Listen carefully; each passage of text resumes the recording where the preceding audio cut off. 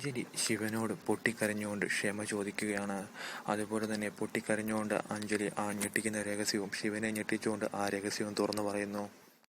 അതും മറ്റൊന്നുമല്ല, എൻ്റെ കൂട്ടുകാരി ജാൻസി ശിവനെ വഴിയിലരികിൽ വെച്ച് എൻ്റെ മുൻപിൽ വെച്ച് അപമാനിച്ചപ്പോൾ ശിവനേക്കാളേറെ മനസ്സ് വേദനിച്ചത് എനിക്കാണെന്നും അതെനിക്ക് ഒരിക്കലും സഹിക്കാൻ കഴിഞ്ഞില്ലെന്നും പറയുകയാണ്.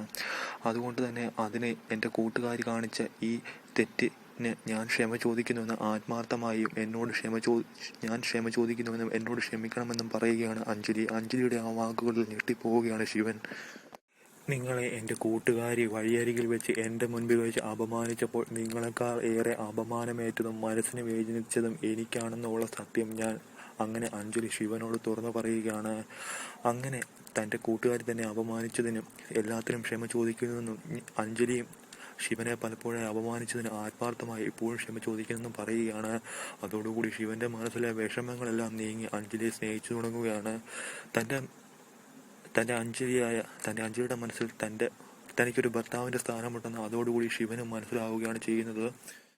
അങ്ങനെ അഞ്ജലിക്കും ശിവനും പരസ്പരം മനസ്സിലാവുകയാണ്. അവർ ഭാര്യ ഭർത്താക്കന്മാരായി പുറത്ത് അംഗീകരിക്കുന്നില്ലെങ്കിലും അവരുടെ മനസ്സിൽ ശിവനും അഞ്ജലിയും പരസ്പരം മനസ്സിലാക്കുന്നു. അവരുടെ ഉള്ളിൽ ഭാര്യ ഭർത്താക്കന്മാരാണെന്നുള്ള ചിന്തയുണ്ടെന്നും ഒരാൾക്ക് വേദനിച്ചു കഴിഞ്ഞാൽ മറ്റേ ആൾക്കും വിഷമമാവുമെന്നുമുള്ളൊരു ചിന്ത അങ്ങനെ അവർക്കുണ്ടാവുകയാണ്. താൻ ചെയ്തു പോയ തെറ്റുകൾക്കും തൻ്റെ കൂട്ടുകാർ ചെയ്തു പോയ തെറ്റുകൾക്കും ആത്മാർത്ഥമായി ശിവനോട് ക്ഷമ ചോദിക്കുന്നതോടുകൂടി ശിവന്റെ മനസ്സിൽ സ്നേഹത്തിൻ്റെ വിത്ത് മുളയ്ക്കുകയാണ് അഞ്ജലിയോട്.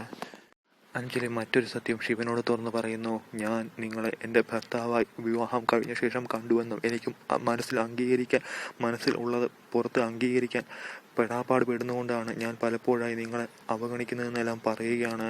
എൻ്റെ മനസ്സിൽ നിങ്ങൾ എൻ്റെ ഭർത്താവിൻ്റെ സ്ഥാനത്ത് ഉറച്ചു കഴിഞ്ഞിരിക്കുന്നു. നിങ്ങൾക്ക് നൊന്തു കഴിഞ്ഞാൽ എനിക്കാണ് ഏറ്റവും കൂടുതൽ